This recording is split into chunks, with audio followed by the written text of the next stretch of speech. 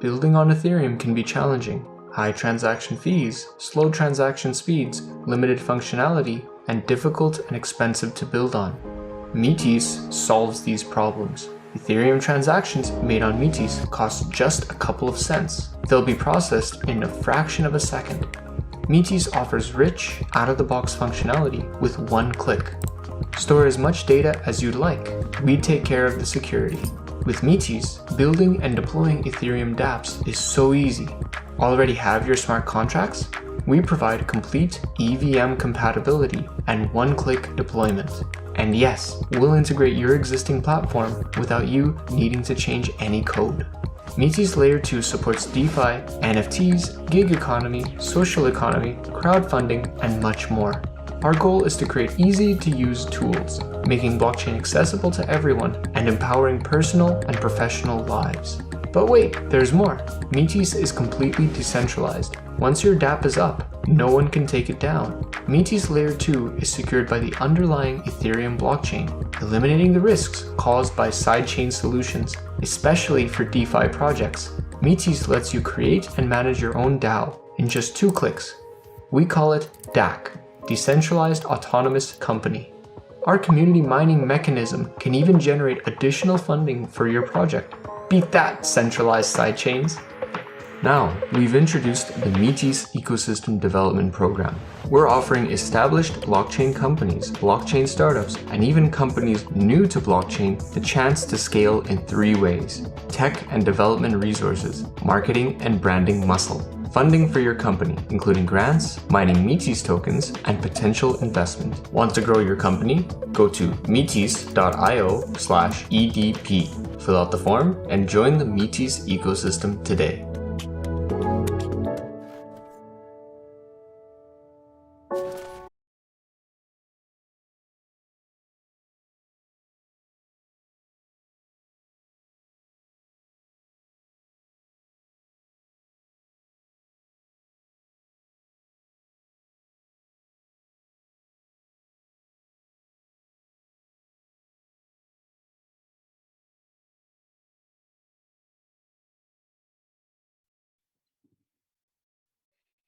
Hello, everyone. My name is Jonah. I am the Chief Marketing Officer and Head of Business Development for Metis. We are a Layer 2 Ethereum scaling solution. It is lovely to have you here. We are going to be talking a little bit about the Metis Hackathon today. It's a $1 million Metis Hackathon. It's ongoing from now until November 30th. And we will also have a special guest coming up a little bit later. Maxim Galash, he is the CEO of Coinchange. What I'm going to do is I'm going to walk you through just the beginnings of this talk, and then afterwards we will bring in Maxime. Then I will speak a little bit more about the Metis Hackathon, and then we will have questions from the community. 5 best questions will receive Metis token rewards. Woo! Amazing. All right. I'm going to attempt to share my screen and hopefully not screw it up. So we'll see if we can do that. Okay. Share screen. And here's the screen, and do the thing, and okay. Hopefully that worked. All right. So let's go back to the beginning of this slide, shall we? Okay, so we are Metis. Metis.io is our website. As mentioned, we are a Layer 2 Ethereum scaling solution. That is the way into our business. Ultimately, we are building an entire Web3 economy. We will talk all about that a little bit later. Purpose of this particular presentation is not financial or legal advice. It is an overview of our business, Metis, and what we do. It is an overview of our hackathon. It's also introducing our audience to Coinchange and to the great work that they do within the DeFi space. This is not a solicitation to buy anything. It's not investment advice. It's not anything like that. It is for informational purposes only. Please make a note. Okay. Our agenda today, we will have updates on Metis. Briefly, we will have a speech by Coinchange CEO Maxim Galash, as mentioned. It'll be the advantages of DeFi versus traditional finance. Boy, howdy, do we have a lot to say about that at Metis, by the way. We've onboarded a bunch of great DeFi projects into our ecosystem, and we're very excited about the potential of DeFi. And then I will give a little bit more information about the Metis Hackathon, and then we'll move on to the Q&A. So the Metis Hackathon, you've got the QR code right there. The purpose is to develop a new Ethereum digital application, or sorry, decentralized application rather, or to migrate an existing one onto Metis Layer 2. We have a $1 million prize pool and 6 different tracks, by the way. The tracks, which I'll mention now and later, are decentralized finance, Web 2 integrations, Web 3 integrations, decentralized gaming, that's going to be a big part of our future as well, digital art and NFTs, and the UN SDGs are 17 sustainable development goals put forth by the United Nations. So we're excited about all of that. And that is what our hackathon will be for. It is ongoing from now until November 30th. Our website is hackathon.metis.io. Our QR codes can be found right here. You can see them for our Discord channel run by the excellent David, who is one of our key people within the company, and our Telegram group as well, run by the excellent Norbert.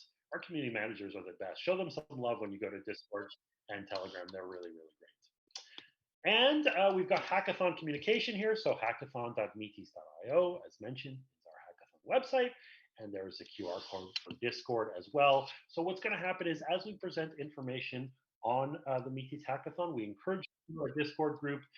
David, our manager over there, is fantastic, but we'll be able to provide additional support. We want to make it easy for you to build an Ethereum dApp or migrate an existing Ethereum dApp onto Metis Layer 2. We're going to give you the toolkit, but we're happy to walk you through it, do the hand holding, do all that good stuff. Aside from the fact that there's $1 million up for grabs, our Layer 2 solution is just really, really cool, and we're excited for you guys to participate. And now we will get to our esteemed guest. He is the CEO of Coinchange. We're excited to have him here to talk about traditional finance versus decentralized finance. It is Maxim Galash. Maxim, I will stop sharing and take it away. Hi, guys. Thanks for having me here. I'll tell you a little bit about our business first and how we got into the DeFi space and what we do and where the expertise lies. And I guess we'll have a segue into the overall DeFi market afterwards. We are Coinchange, is a wealth symbol for crypto. So it's a wealth management application that allows you to earn yield on your deposits. We've built a pretty sophisticated quant fund-like infrastructure where we have a data, models, and execution proprietary infrastructure. When we pitch it to the masses, I mean that's our main focus right now is to get a non-crypto users start using and generating yield through blockchain-like instruments. We say that we bring Wall Street to the main street because right now there's not many earning opportunities, and if they do exist, they are limited to a certain group of people who have wealth connections and are part of a certain golf club. So because there is a certain limitations for you to deposit your assets right now into the wealth management. It's a lockup, it's a minimum amount of investment, and you have to be an accredited investor as well to participate in that traditional financial ecosystem. So DeFi kind of democratizes that access as well, and our angle is democratizing access to the wealth management and utilizing the DeFi yield farming opportunities. And every day the ecosystem changes. There's a lot of applications and tools and protocols and use cases that come to market. So currently we mostly utilize liquidity provisioning and on multiple chains like Binance, Ethereum, Cardano, Tron, right? And we're adding more and more every week. So there's a certain roadmap behind it, but it's hard to catch up as well with the industry that's that dynamic. So anybody who's working in the industry right now, I think you're almost free to tackle any angle because there's a lot of gaps, but there's a lot of opportunities. So when we talk about gaps, we can address compliance, we can address security, scalability, right? So in our business, we took compliance seriously. So from the day one, we went to the regulators and states and The US is our main market right now for the product, and we try to onboard and have multiple fiat connections to wires, ACH, debit, and credit cards to service the US market. So to get that relationships and enable people from the traditional ecosystem and banking world ecosystem to join the DeFi market, you have to convert the fiat assets into a fiat equivalent, a stable coin, or another crypto assets. So to be able to join that and build the bridge between the traditional finance and the crypto world, or DeFi in particular, you have to be able to show that you're compliant, that you show that you have a certain protocols, policies, and adhere to them in your business.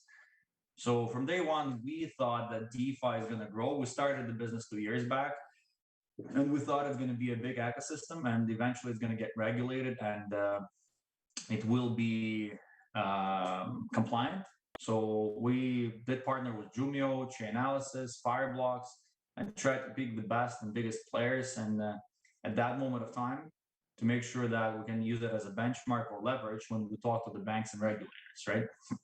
So I think right now that the ecosystem of compliance is still very dynamic. There's a lot of players who offer various solutions, and anyone who is coming to DeFi, I think, should take it into account. I mean, not maybe building the centralized solutions like ours and utilizing the DeFi at the back end to generate yield, but even in a decentralized manner, to make sure that they keep it in mind that if the ecosystem grows too big, and it's big right now at $240 billion TVL all across the chains, the regulators want to tip their fingers in and definitely protect the customer and regulate it in one way or the other. And the basics of the regulation compliance is done behind the AML, money laundering, bad actors, stolen Bitcoins, and so forth. So those basics has to be in place, and then at any stage of the business.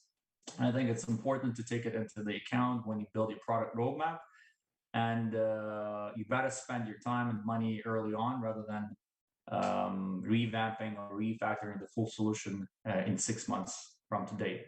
And there's always a fine line between compliance, regulation, and the innovation, right? So too much regulation, too much compliance will hold back the innovation. Too much innovation will bring too much chaos and won't allow you to partner with the traditional financial institutions like banks and forex and wealth managers.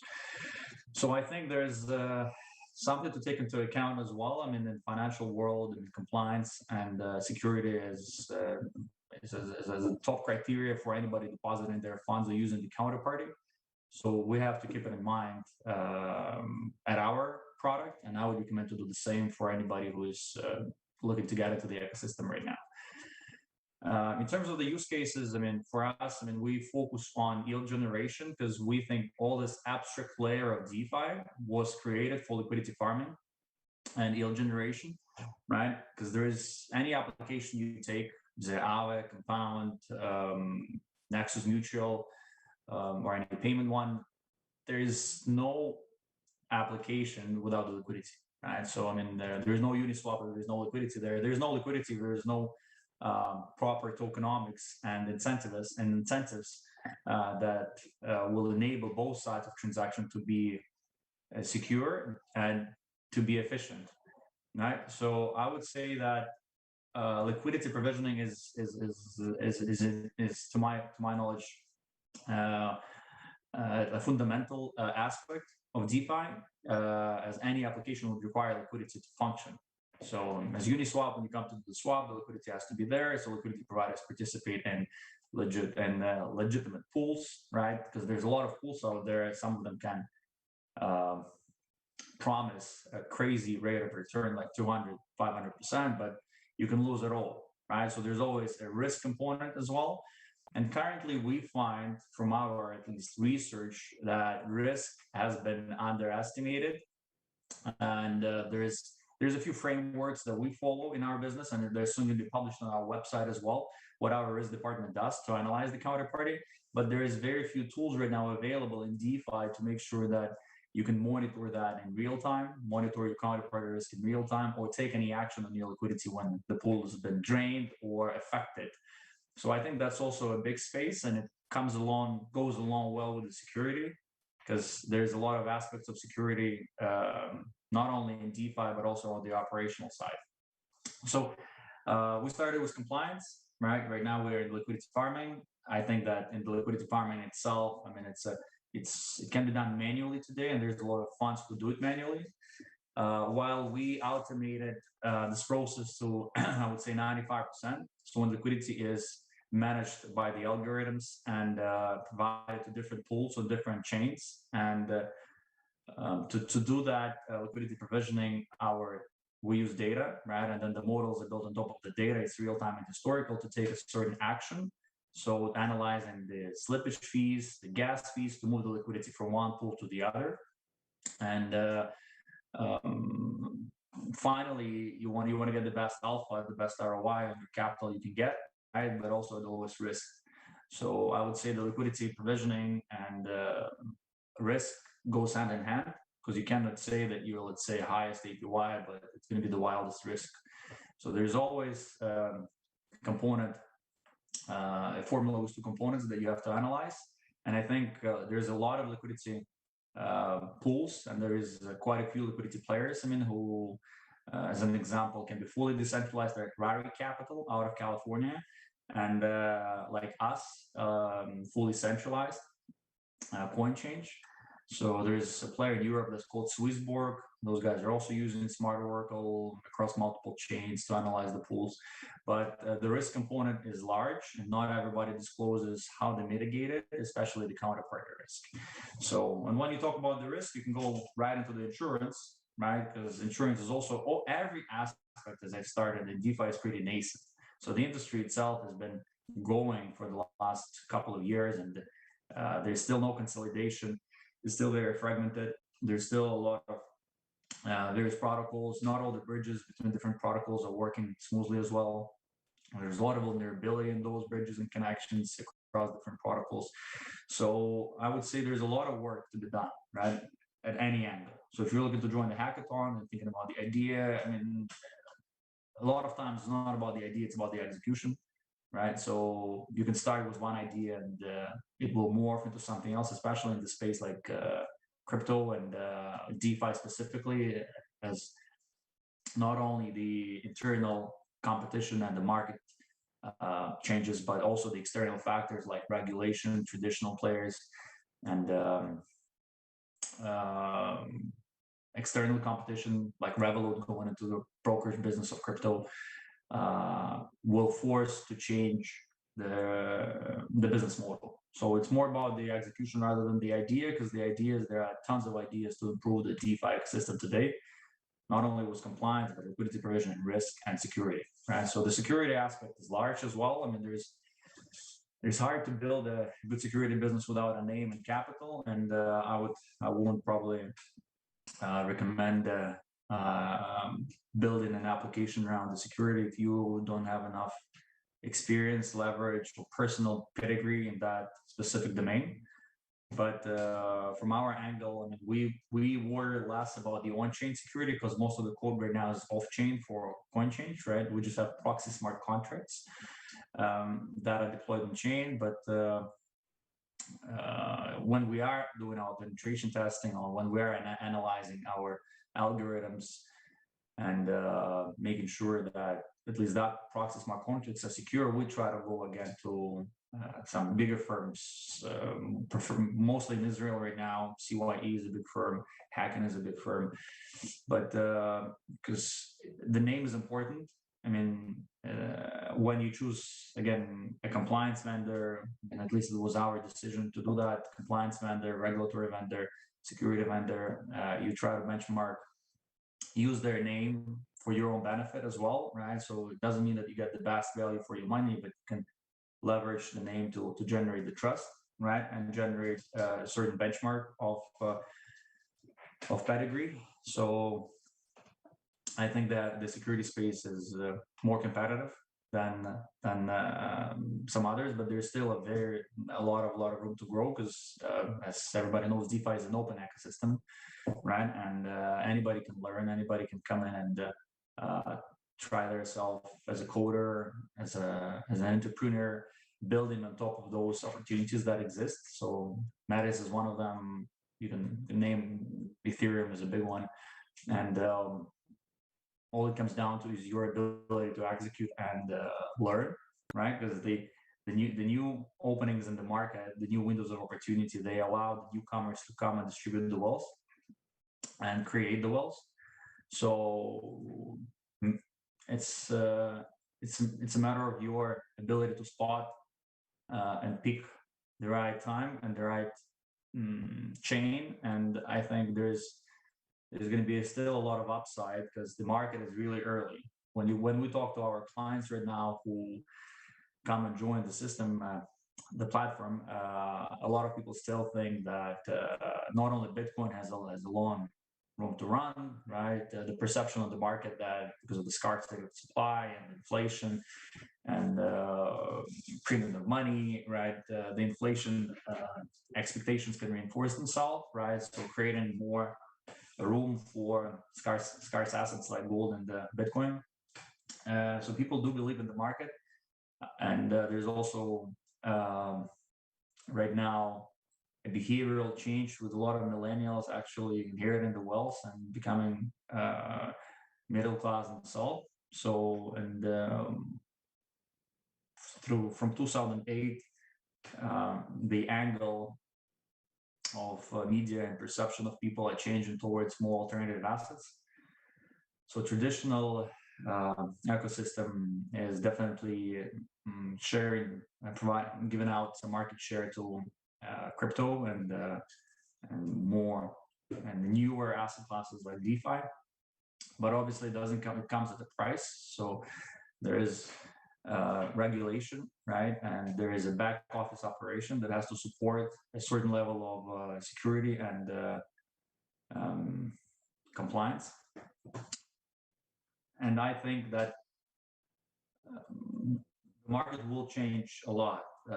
What's important is if you come to Hackathon and the idea is great, I mean, the execution is very important, but you have to be flexible. You have to make sure you can reflect on yourself, right? Apart from traditional finance, if you look at traditional finance as an example, the biggest players today in the world from Wall Street, like JP Morgan, Morgan Stanley, they all adapt, right? So no matter what products come into the market right now, is it equity market that has been around for 100 plus years, if it's an option market, derivative market, Forex market, those guys, I mean, they employ one of the brightest people in the world, right? They have very lucrative and cool cultures in most of those places, and they do reinforce reflection and learning, right? So they always adapt. That's why those institutions have been around for hundreds of years, 100 plus years. So I think they will come to the game as well, and they already are in the game for crypto and Bitcoin, for Bitcoin specifically. But as an example, in our industry, wealth management, we only can compete right now in DeFi and earn that yield and be competitive is because no big players from traditional finance participating in that. So because of various reasons, regulation compliance for the most part, right? Risk. So we are able to be at the forefront of innovation, at the forefront of discovery. And if the industry keeps growing at the same rates as it's done for the last 5 years, and we hope that at a certain point of time, it will be fully regulated, and the traditional financial world that has trillions of dollars, right? We'll bring it to the new level. We'll bring DeFi to the new level of mass adoption. But nothing would happen without the traditional finance world, anyways. I mean, right now everybody gets their payroll into the bank. Everybody still speaks to their broker for their mortgage. Everybody still goes to the bank to do the wires. So it's ingrained in the behavior, it's ingrained in the economy. It's not only the retail side, it's a business side, it's the institutional side, it's a trading desk, it's a lending, and it's too big of a business. I mean, I don't think it's wise fighting with the traditional finance. I think it's we'll be happy if we can gather market share from traditional finance that will be substantial enough for the crypto economy to be noticeable and well respected. But I don't think it's going to be a complete revamp of the financial pillars of today's world economy. So anything you do, I mean, you should take into the account if you're targeting non-crypto users. I mean, and very few Web3 protocols do. you should make sure that your foundation from compliance and regulation is right.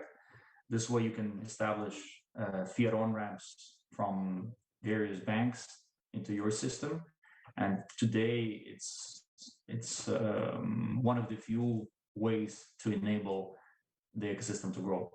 Right. So as an example, USDC is doing a great Circle right behind the USDC is doing a great job. At a certain point of time, they did realize that the brokerage business that they ran won't be sustainable. So any brokerage right now is a race to the bottom. Right. So the big boys win. They have bigger marketing budgets. They have more organic traffic. They have a better retention. So it's a very localized game, but the bigger players in their own geographies always win in terms of the brokerage business. So I would say that Circle did the right move when they did a pivot from their OTC trading desk into the stablecoin world and issued their own token, USDC. That's well recognized right now, and it's a public company, and they do have a voice on Washington Hill as well right now as part of the advocacy group who's designing the advisory guidelines for stablecoins to be treated as a certain asset, right? And that won't have happened if they didn't do the pivot at the right time and focused their effort on the stablecoin business. And eventually, what they do is also provide a mass adoption. So right now they can facilitate your ACH or your fiat to platform deposits. I mean, we don't use Circle. We use Circle, but not to the full degree that we are. We have a direct integrations with Silvergate Bank, and we onboarded the Signature Bank right now. And we do use UCO. It's one of the vendors as well who's traded on NASDAQ. It's a big business. I mean, they service a lot of other companies for their ACH gateway. So, but Circle did a great job in terms of the market positioning and right timing to switch. So that kind of businesses will try to grab a market share from traditional finance and bring more of that non-crypto users into the ecosystem. And as we see, Kraken, I mean, probably everybody knows, also got their Wyoming SPDI license, so special purpose depository institution license to enable take the deposits in crypto and the fiat, and as well as convert them to any equivalent asset type and use it to not to lend but to provide yield. So pretty much be able to generate interest on the deposits. There is definitely a lot of restrictions and prerequisites to be able to get those licenses because they are similar to Trust Charter Bank license in the States. But those vehicles will enable a trust in the non-crypto community retail market to use and deploy their hard-earned cash, right, through payrolls from the banking system into the institutions like ours. So, but Web3, I mean, I think overall, I mean, provides a lot of democracy, a lot of scalability. So, as an example, I was a moderator and recently in Singapore, Future Blockchain Conference, and one of the speakers was a founder of a company called QCP Capital. They have about $3 billion under management, trading desk, options, and derivatives. And the founder said, "Listen, we've been working for 7 years, and 5 or 7 years to achieve that $3 billion, right? To attract that capital, to get our licenses, to be compliant.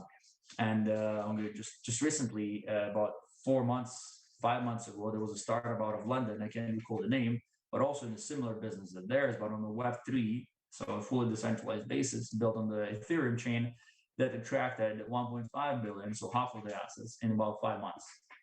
So definitely, Web3 gives you scale, right? I mean, if you drive your economy, token economy properly and incentivize the community, right, and the participants properly, and make sure that there's a network effect, you can grow really, really fast. And then why? Because there is no friction, there is no compliance, there's no AML, there's no KYC, there's no need to register. You just plug in your wallet, right? And if you believe in the product, I mean, everybody can participate either as an investor in the token or as a liquidity provider.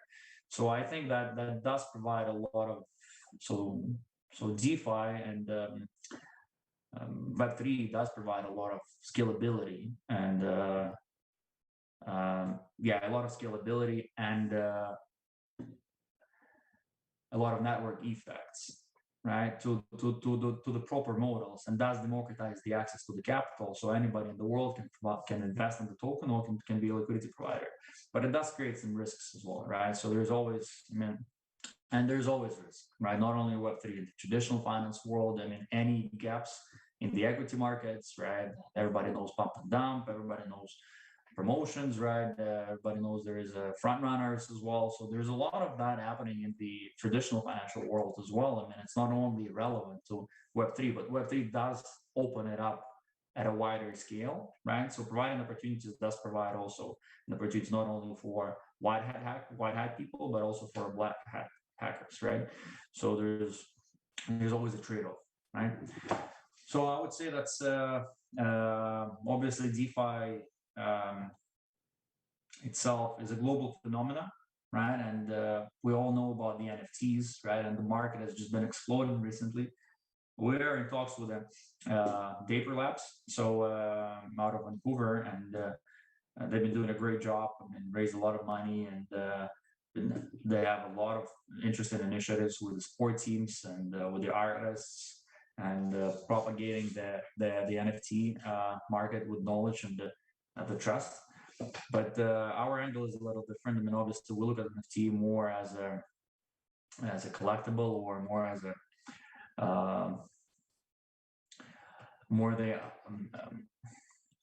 it's still an early on phenomenon, even though it has a lot of hype, right? While there's still no clear use case for a general public. And so it does interest a lot of niche groups, right, and the crypto native people, but there's still a large gap in between. So that's why there's a lot of sponsorships with the sport teams and with the big brand businesses happening in that industry, in that market. We haven't really done anything in NFTs. We're looking into that as well. Because for us, it's easier to generate yield on any asset that exists in DeFi ecosystem, right? Because if we can find out what's the economics behind it and how we can use it and how we can provide liquidity and earn yield safely, right, across multiple chains, because we're connected to a few blockchains, then we can list the token on our platform and start generating yield. So that's our angle, how we look at the NFT market. And we know that none of the competition can do that. Let's say Nexo, Celsius, BlockFi, Ledden, they all work in an old school model that's called securitized loans. So they do grab the assets from the retail market and provide it to the institutional market and take a cut. So, and if there's no demand for NFT on the institutional market, let's say trading desk, they won't be able to generate yield on that asset.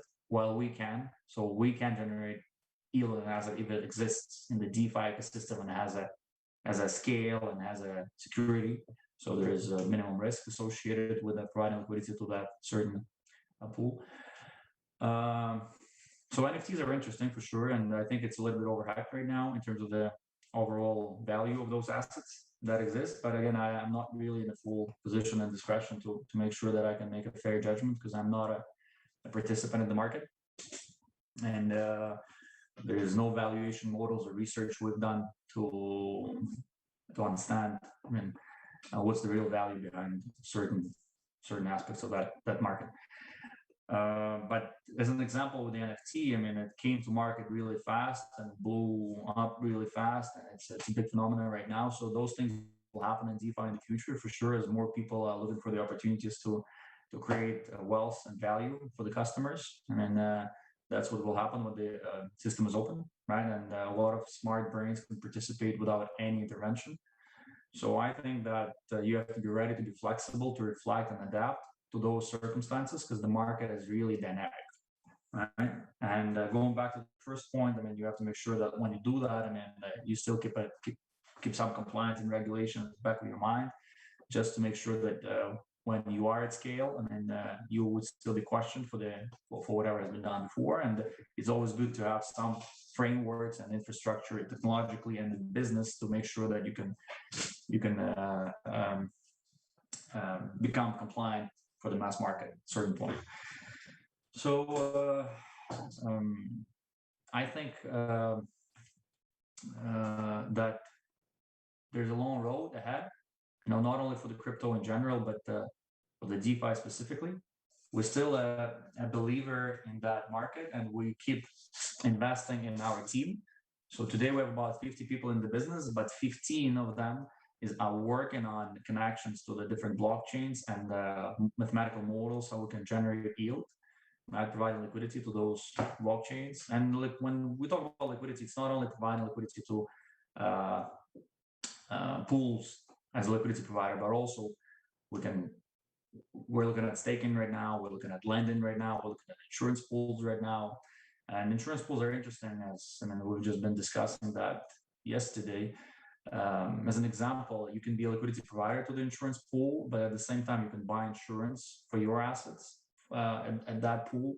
So that kind of creates a dynamic when you not insure yourself, but you participate in the pool that does insure yourself to a certain degree, right? And you minimize, because you're getting the returns for that liquidity in terms of the LP token, you minimize your cost of insurance, right? Because you earn through liquidity that you do provide to the pool. So you kind of insure yourself to a certain degree because you're only one of the participants, but it does minimize your exposure and your cost of insurance.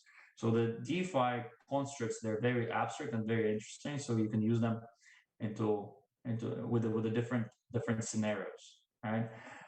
As an example, as a basic example, in our, let's say, yield generation, you can provide liquidity to Uniswap or PancakeSwap and get an LP token and then stake that LP token within the same chain, or you can lend that LP token at Aave, let's say, and still earn. So you can create multiple layers of yield, right, within the same risk, right? So, and it all comes down to the quant team that you have, and or your own knowledge of mathematics and ability to participate in those chains.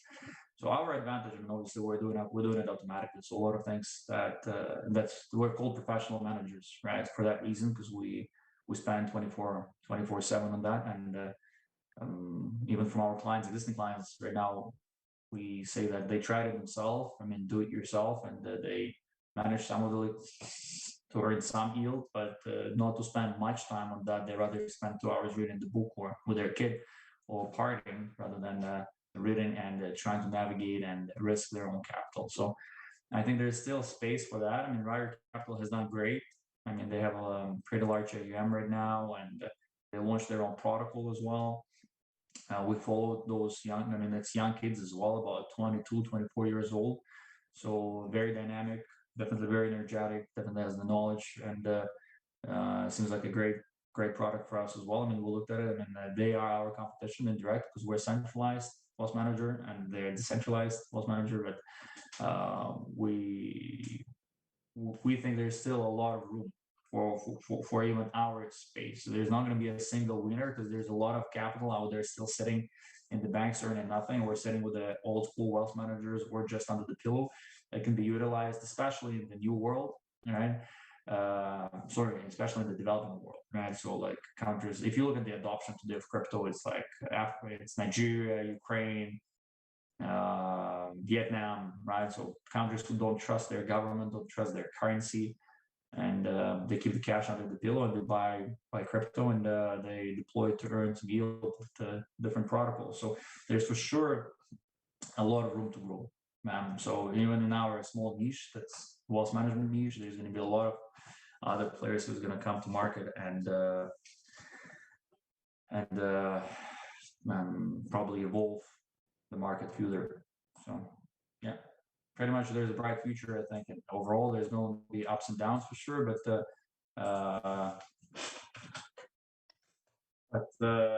we have to stay persistent and be flexible and reflect. So I think if you guys building something, doesn't matter what you build as far as you're trying to build it.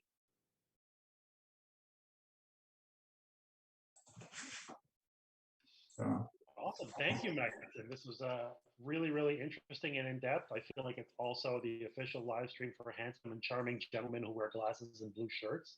So that's very exciting. So what I'm going to do is I'll briefly go over some stuff with Metis Hackathon, and then I will bring in the Q&A at the end, both to ask questions of Coinchange and of Metis, if that's okay. So if you could stick around for a few minutes, that would be great. And sure. Loop right back here. Awesome. Okay. I will share my screen again.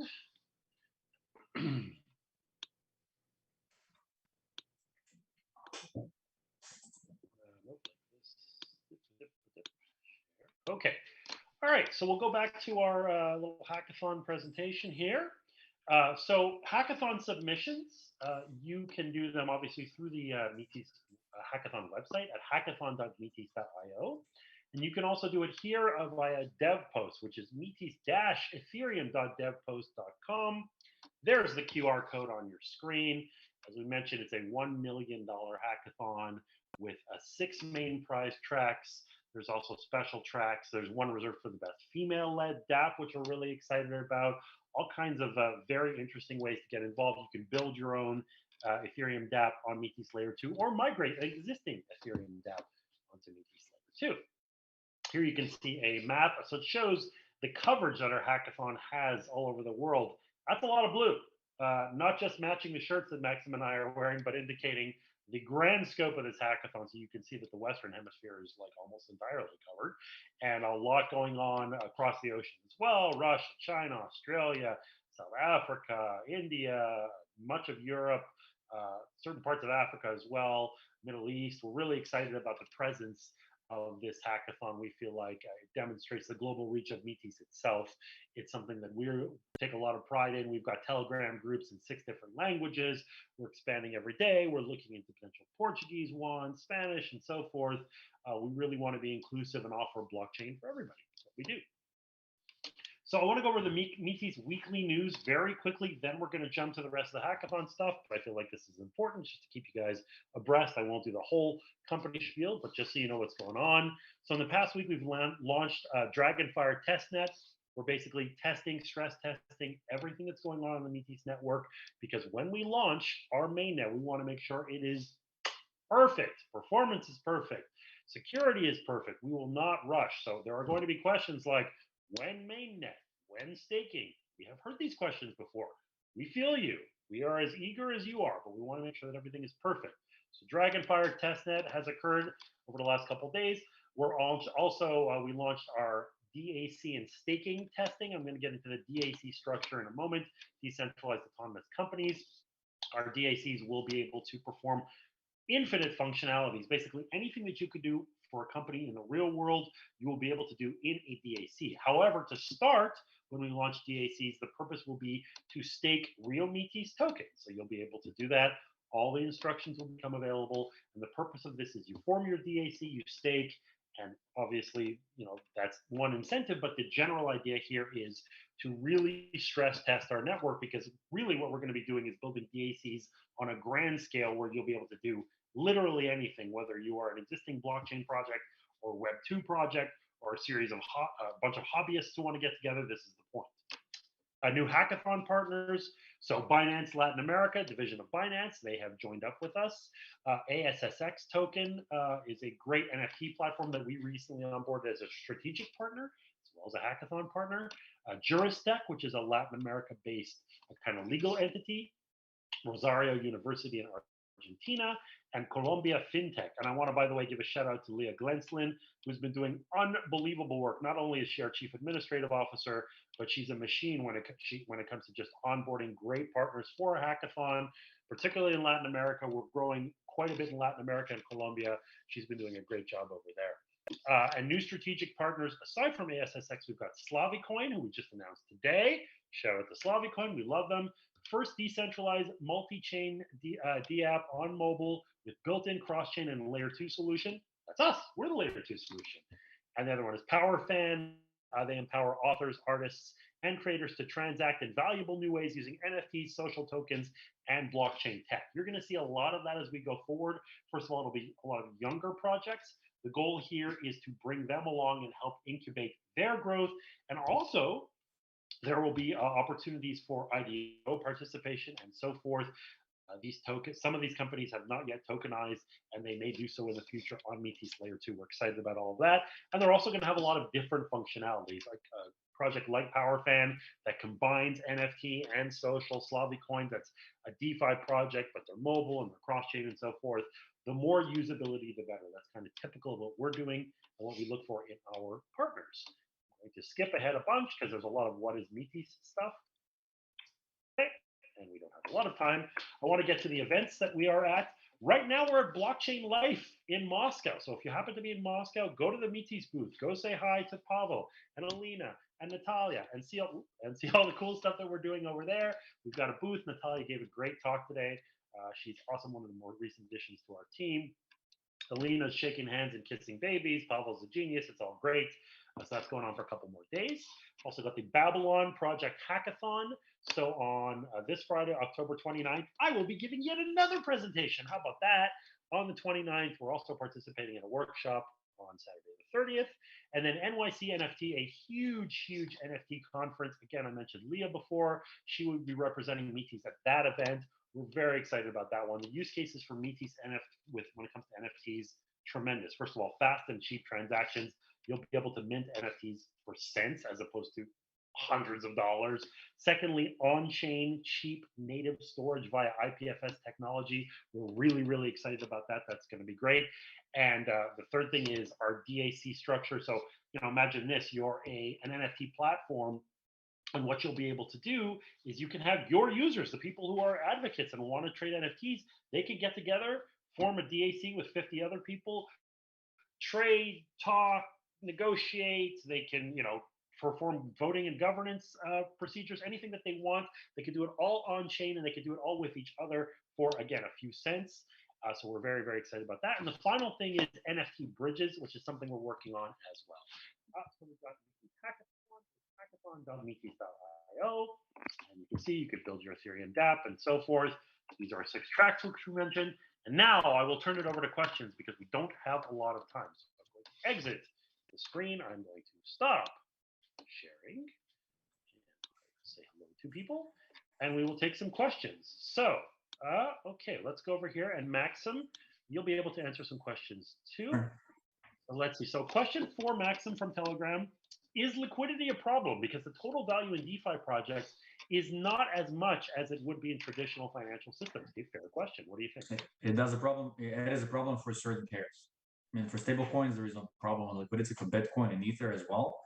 But for NFTs, say there is a problem with liquidity for the majority of them, and some other assets also don't have enough liquidity.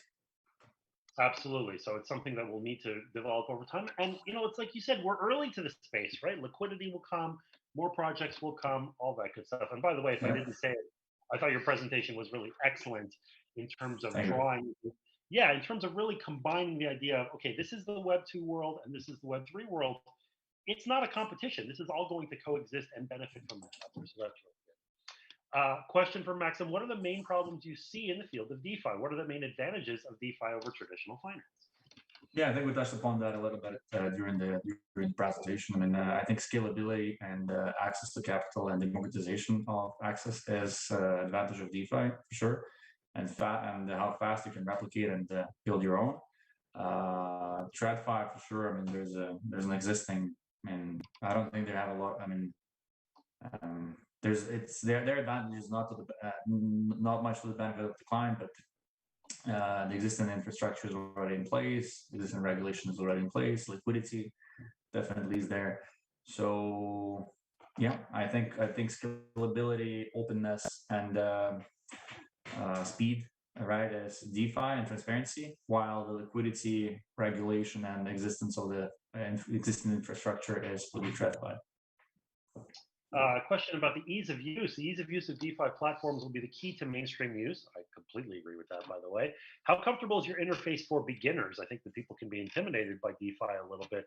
How would you rate Coinchange in terms of its user friendliness? Yeah, I don't think it's only the interfaces game. I mean, interfaces are possible to develop, and there's a lot of good designers all around. But I think it's connectivity to the existing traditional systems, right? So ability to actually transfer your USD or another currency into the platform and deploy it into and earn an opportunity or yield to generate yield. So I think ours is pretty basic. I mean, we are non-crypto by design. We designed non-crypto use cases by product by design originally, and we used some bank-like applications in terms of the account management and structure. So definitely it's gonna, I mean, we think it's simple, but you never know until you start the proper UX research. And that's something we're gonna do in a couple of weeks when we launch a new web UI interface. I mean, we'll launch in the mobile application in 2 weeks, and we'll launch in a new web application in about 3-4 weeks. But we're already performing some UX research on new application, new web UI with our existing customers.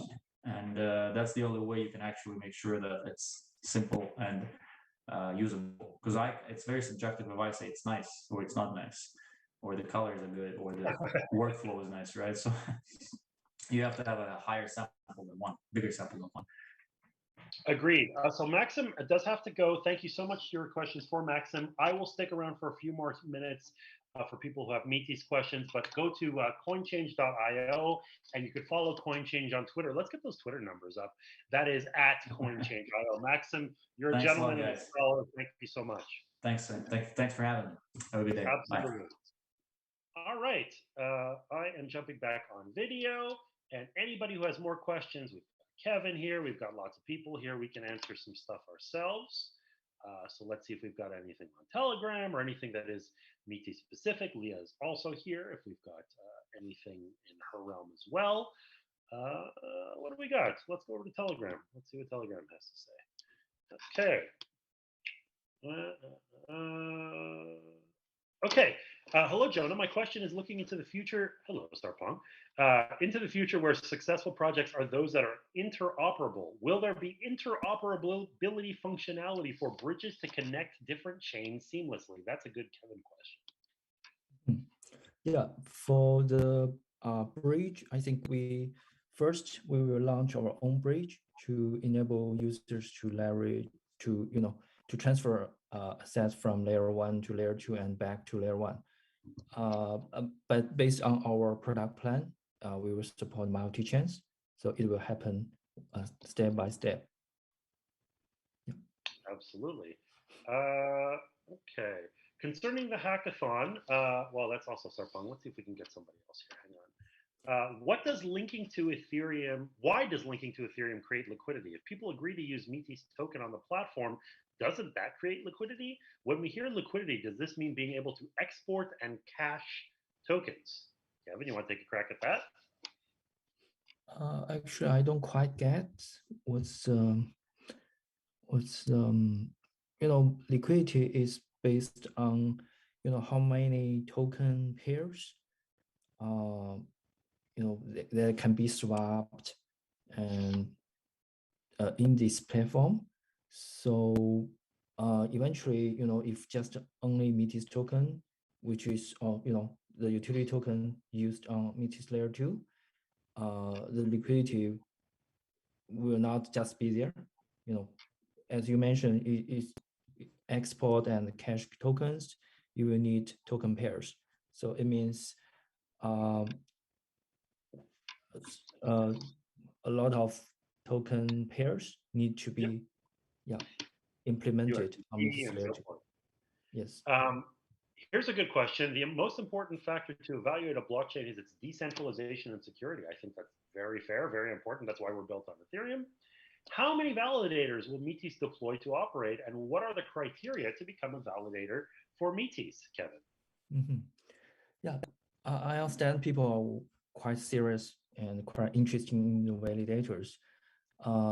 And we are very, careful with this because, all this related to security, to scalability. So I would save this question for a little bit. We hope to answer it in a systematic way because it's not just one application, it's a whole system. So when we feel it's ready, we will announce it with how many nodes, how you can qualify, and how to participate. So please stay tuned with that, and please just stay patient because we have a lot to build on the way. So, yeah. Absolutely. A question here from Kwame LeBron. As a fellow basketball fan, I appreciate that your name is Kwame LeBron. Hi, Metis team. The last couple of weeks have been a very good one for testing. Well, thank you. We think we've done a good job, and shout out to Yuan and our tech team. My question to the team is, how long will the DAC staking and mining program run? I've heard there are more functions to the DAC infrastructure, not only mining. I'm happy to take that one, Kevin, if you'd like. So that is exactly right. We are launching DAX initially with limited functionality. So we'll have our Andromeda network out, which will be an early version of our mainnet, and then DAX will open up and they will be available for the purpose of staking and mining. This is ultimately, obviously, to test our network. The goal here is to make sure that when lots and lots of people who are excited about the idea of staking form DAX, that's okay for our network. We can handle the load, we can perform well, security is good, and all that good stuff. That staking period will last only as long as that particular period of the company's history goes. So there will be a third-party decentralized exchange called NetSwap, which will launch on Metis Layer 2 after our mainnet launch. When that happens, staking activities will migrate over to NetSwap and will stop on DAX. But DACs will have infinite functionalities beyond that. It will be the idea that you can build a decentralized business on chain.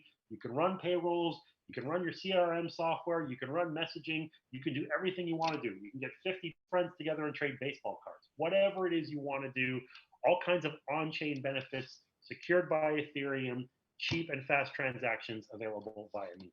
And we have now reached the top of the hour. So what I would advise is if anybody else has any more questions, please ask them in our Telegram group. Between myself, Kevin, Norbert, we will be happy to answer your questions. This has been a pleasure. Thank you so much to all of you. Bonne journée. Thank you.